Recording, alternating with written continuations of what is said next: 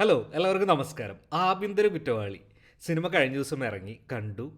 സമ്മിശ്രമായിട്ടുള്ള ഒരു അഭിപ്രായമാണ് വരുന്നത്. അപ്പോൾ നമ്മളൊരു കളക്റ്റീവ് റിവ്യൂവിലേക്കാണ് പോകുന്നത്. നമ്മൾ നമ്മുടേതായ അഭിപ്രായങ്ങളല്ല പറയുന്നത്. എല്ലാ റിവ്യൂവേഴ്സിൻ്റെയും അതുപോലെ തന്നെ മറ്റുള്ള മാധ്യമങ്ങൾ പറഞ്ഞിട്ടുള്ളതും അതുപോലെ തന്നെ റിയലിസ്റ്റിക്, അതായത് യാഥാർത്ഥ്യത്തോട് ചേർന്ന് നിൽക്കാൻ ആഗ്രഹിക്കുന്ന ഒരു അഭിപ്രായമാണ് നമ്മൾ പറയാൻ ഉദ്ദേശിക്കുന്നത്. അപ്പോൾ നമുക്ക് പടത്തിൻ്റെ കാര്യങ്ങളിലേക്ക് കിടക്കാം. ഡയറക്ടർ സേതുനാഥ് പത്മകുമാർ, കാസ്റ്റ് ആസിഫ് അലി, തുളസി എന്ന് പറയുന്നത് നയന എന്ന് പറയുന്ന കുട്ടി, സിദ്ധാർത്ഥ് ഭരതൻ, ഹരിശ്രീ അശോകൻ, ജഗദീഷ്, ശ്രേയ രുക്മണി, ആനന്ദ് മന്മഥൻ, അസീസ് നെടുമങ്ങാട്, ബാലചന്ദ്രൻ ചുള്ളിക്കാട്, നീരജ രാജേന്ദ്രൻ എന്നിവരാണ് ഈ പടത്തിൽ മെയിനായിട്ടുള്ള കഥാപാത്രങ്ങളെ അവതരിപ്പിച്ചിരിക്കുന്നത്. ഇതിൻ്റെ ഒരു ജനറൽ എന്ന് പറഞ്ഞു കഴിഞ്ഞാൽ സോഷ്യൽ ഡ്രാമ കോർട്ട് റൂമാണ് ഇത് സംഭവം ഉള്ളത്. റിലീസായത് നമ്മുടെ ജൂൺ മാസത്തിൽ 2025 നമ്മളിവിടെ പല മെയിൻ സ്ട്രീം മാധ്യമങ്ങളുടെയും റിവ്യൂ എടുത്തു വെച്ചിട്ടുണ്ട്. പക്ഷേ അത് നമ്മളിവിടെ പറയാൻ ആഗ്രഹിക്കുന്നില്ല. നമ്മൾ കളക്റ്റീവായിട്ടുള്ള ഒരു റിവ്യൂ ആണ് പറയുന്നത്. അപ്പോൾ ഇതിൻ്റെ സ്റ്റോറി എന്ന് പറയുന്നത് ഫോക്കസ് ഓൺ സഹദേവൻ ഒരു ടെമ്പററി ഗവൺമെൻറ് ഉദ്യോഗസ്ഥനാണ്.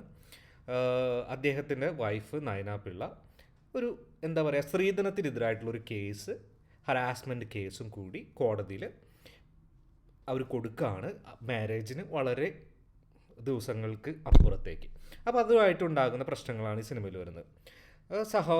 സഹദേവൻ്റെ ഒരു ലീഗൽ ബാറ്റിലാണ് എന്താ പറയുക അദ്ദേഹത്തിൻ്റെ ഒരു ഇന്നസെൻസും അദ്ദേഹം ഈ നിയമത്തിനെ മിസ്യൂട്ടിലൈസ് ചെയ്യുന്നതിനുള്ള ഒരു സഹദേവൻ്റെ ലീഗൽ ബാറ്റിലാണ് ഈ പടത്തിന് മുഴുവനായിട്ട് പറഞ്ഞു പോരുന്നത്.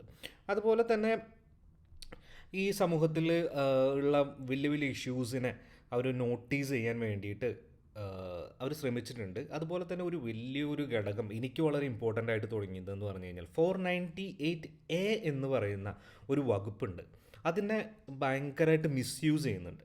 അതിനെ ഇതിനകത്ത് പ്രതിഫലിപ്പിക്കാനും അത് എങ്ങനെ മിസ്യൂസ് ചെയ്യപ്പെടുന്നു, അതിനെ ഫൈറ്റ് ചെയ്യാം, അല്ലെങ്കിൽ അതിൻ്റെ സത്യാവസ്ഥ എങ്ങനെ കൊണ്ടുവരാം എന്നുള്ളതിനെ കുറിച്ചിട്ടുള്ള ഒരു ഒരു ഒരു ഫൈറ്റാണ്, അതിൻ്റെ എഗനസ്റ്റ് ആയിട്ടുള്ളൊരു ഫൈറ്റാണ് ഇതിനകത്തുള്ളത്. അപ്പോൾ most woman manipulative or materialistic സിറ്റുവേഷൻസിനോട് ഫൈറ്റ് ചെയ്യുന്ന വുമൺസിൻ്റെ മാനിപ്പുലേറ്റീവ് ആൻഡ് മെറ്റീരിയലിസ്റ്റിക് സിറ്റുവേഷനോട് ഫൈറ്റ് ചെയ്യുന്ന ഒരു മാനാണ് ഇതിനകത്ത് ഒരു ഹീറോ ആയിട്ട് വരുന്നത്. സോ എന്താ പറയുക, ഇത് എല്ലാ സ്ത്രീകളെയും സ്ത്രീ സമൂഹത്തെയും താറടിച്ച് കാണിക്കുന്ന ഒരു സിനിമയല്ല, പക്ഷേ ഇമ്പോർട്ടൻ്റ് ആയിട്ടുള്ള ഒരു മെസ്സേജ് കൊടുക്കുന്ന ഒരു സിനിമയാണ്. അത് സത്യമായിട്ടും അതിനകത്ത് ആ മെസ്സേജ് കൺവീൻസ് ചെയ്യാനും അത് കൺവേ ചെയ്യാനും അവർ ശ്രമിച്ചിട്ടുണ്ട്.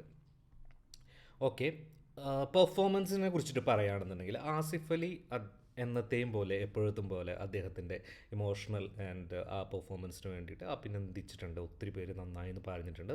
എനിക്കും വളരെ ഇഷ്ടപ്പെട്ടിട്ടുണ്ട്.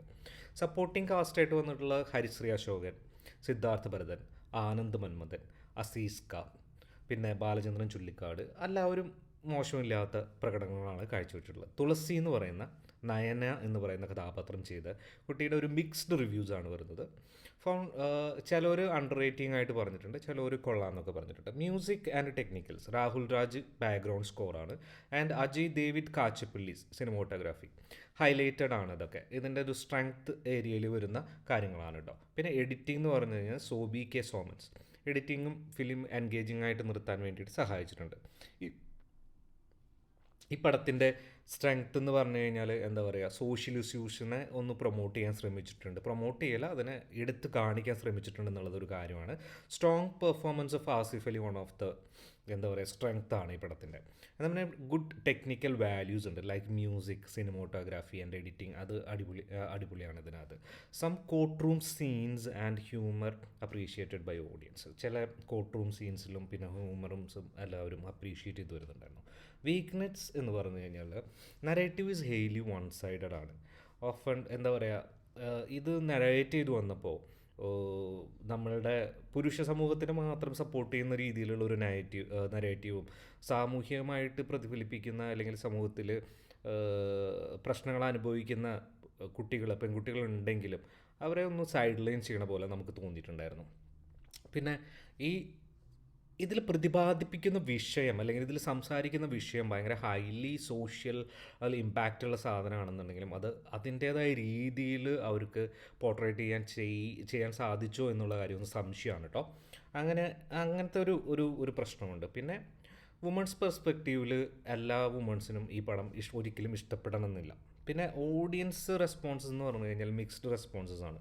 Some viewers appreciated, so called man അല്ലെങ്കിൽ മാൻ ഷോവിലിസം കാണിക്കുന്ന ആൾക്കാർക്ക് അത് അപ്രീഷിയേറ്റഡ് ആണ്. ഫാമിലി ഓഡിയൻസ് ഇൻട്രസ്റ്റഡ് ആണ്, പക്ഷേ എന്നാലും നോട്ട് ഫൈൻഡിങ് എൻഗേജിങ് ആണ്. So okay.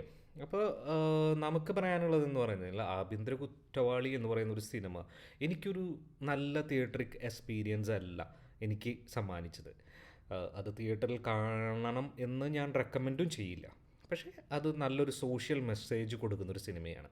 അപ്പോൾ സിനിമ കണ്ടിട്ടുള്ളവർ ഉണ്ടെങ്കിൽ അഭിപ്രായം പറയുക, ഇല്ലാത്തവർ പോയി കാണുക, എന്നിട്ട് നമുക്ക് സംസാരിക്കാം. Okay, bye bye.